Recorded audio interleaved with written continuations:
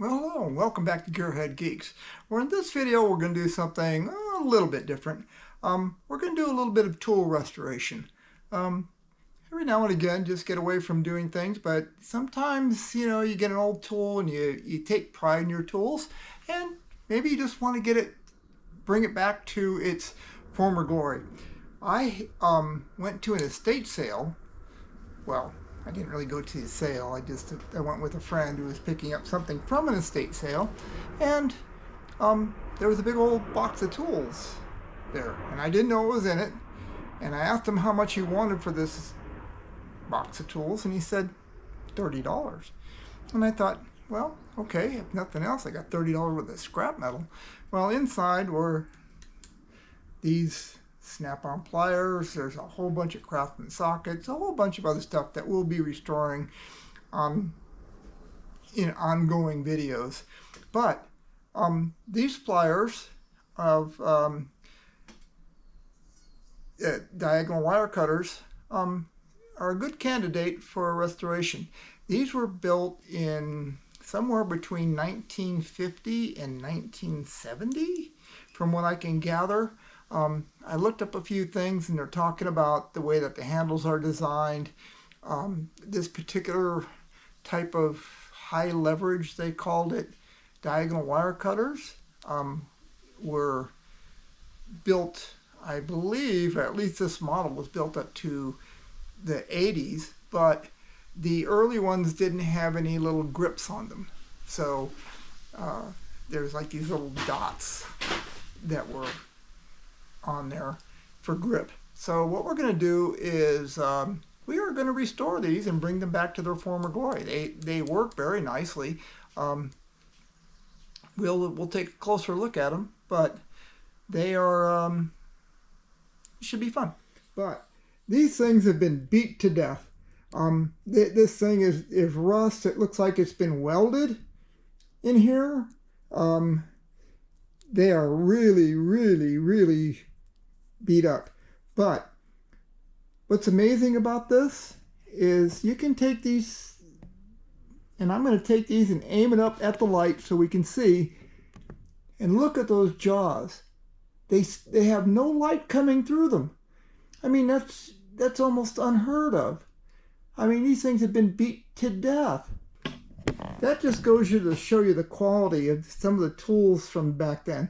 We're going to restore this guy and make it beautiful, because I'm going to be using them. I'm going to go on ahead, and once they're restored, I'll put some red plastic dip on the handles, and these will be just a good pair of dikes to just put on my workbench. Okay, so the next thing we're going to do is I want to work on the handles here a little bit. And yeah, this is kind of like a Scotch-Brite pad on a buffing wheel. And it does a really good job of cleaning up metal without taking any metal off. A wire wheel will pit this, and it's pitted already, but we don't want it any worse than it is. So fire this up, and we'll take a look and see. You can see it's pretty gnarly. It's not in the best condition. Let's take a look and see what it does.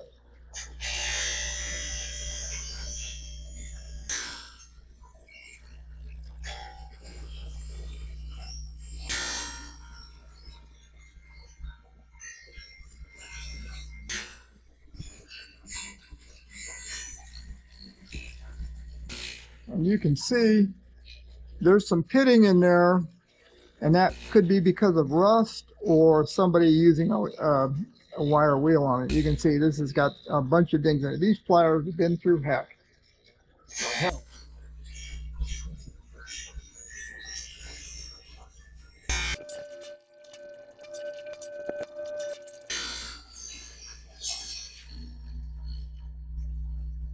And as you can see, they're starting to come back around. These have been rusted very badly over the years, and that's okay. We'll just work them down until they look nice and make them usable. We're not doing a this isn't for a museum. These guys are going to get used. But you can see that does a really nice job. But you can see the really heavy pitting in there.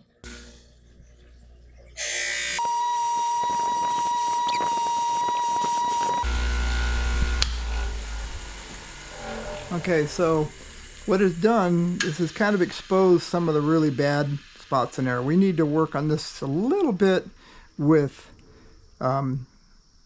we'll sand this down a little bit, but we can see there's a lot of heavy pitting in here, but that's starting to go away. This wheel does a good job of doing that. We're getting it better, and then we'll finish up these surfaces here flat. We'll make this one flat, and then we can continue working on this. We'll just continue working on it until it starts to look good.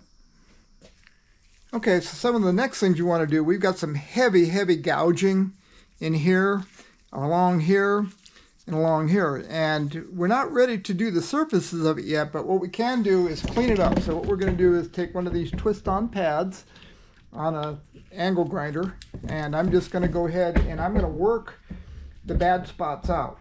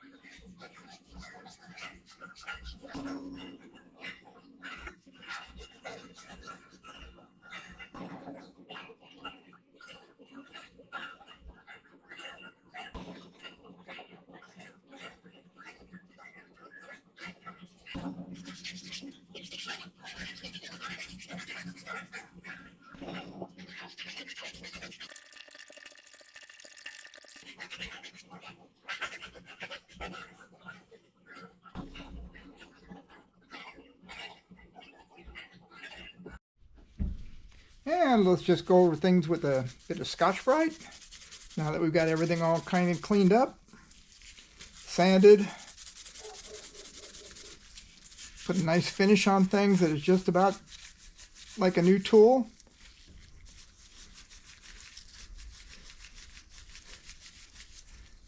Any extra stuff off of them.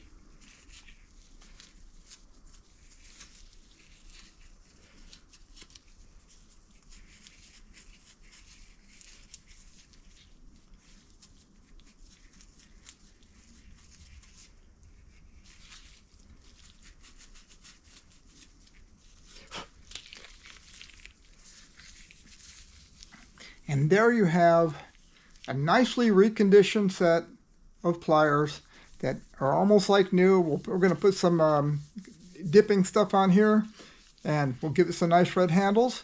And we have got ourselves a nice set of snap-on diagonal wire cutters.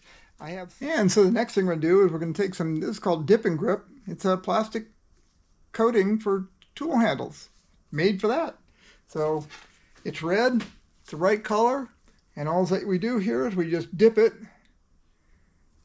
down to where we want it, and you work it down a little bit because this stuff is a little drippy. And if you don't work it around, it has a tendency to sag on you. So you just kind of let it drip off. Then once you get it covered, you can then get the other handle, and you need to rotate it a little bit.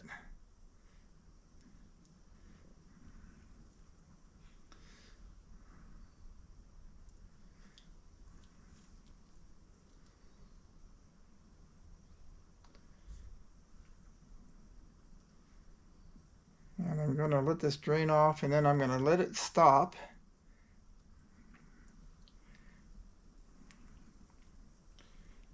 And once it gets to there, then you just kind of let it flow back the other way.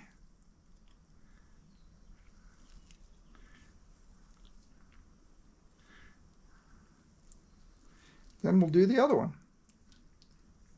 I'm not doing this too early, but we'll see.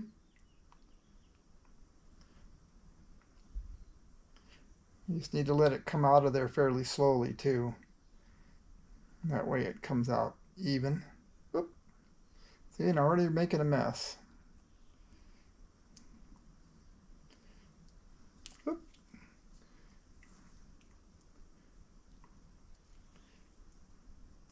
I should have waited. Oh well. Yep, this isn't enough anyway.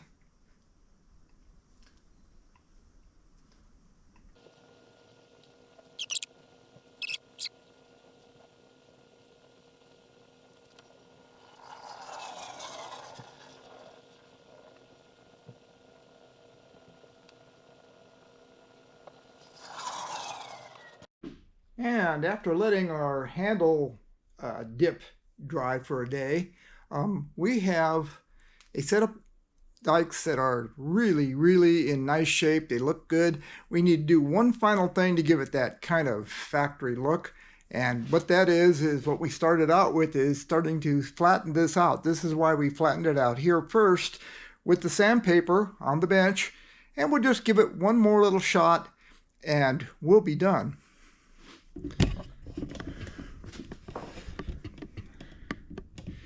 And all I'm going to do is I'm just going to take this sandpaper, lay it flat on my metal bench, and I'm just going to lay this flat, and I'm going to work it straight up and down.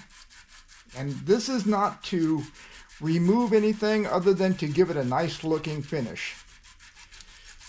You can wobble it around a little bit if necessary.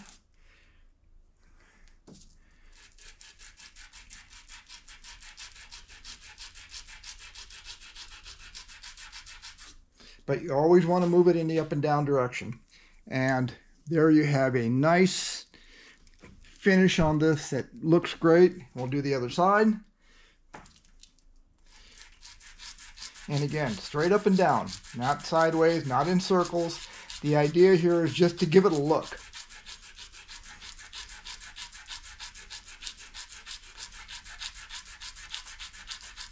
And the more you do it, the better, actually.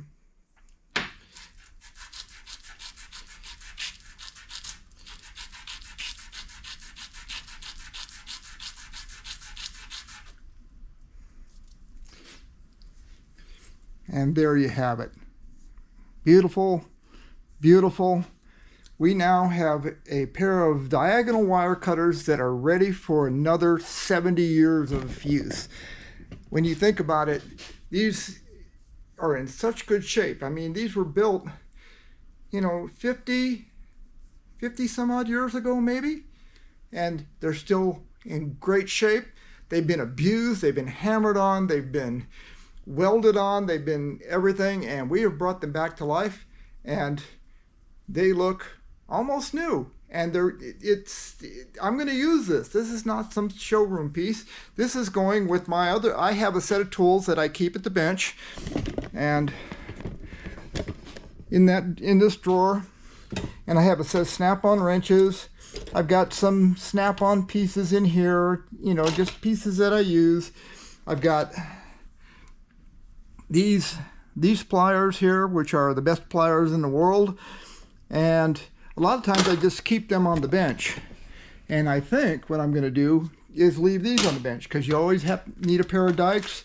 You always need these, and I have these. I don't even have to open a drawer. They're just here along with my other snap-on screwdriver, flat screwdriver here, and then these two vessel screwdrivers, which are impact, and they're JIS, so I use those all the time, so I leave them on the bench. And I have a good hammer on the bench, and that's really all that I need. And you know, it clutters up. I can clutter, but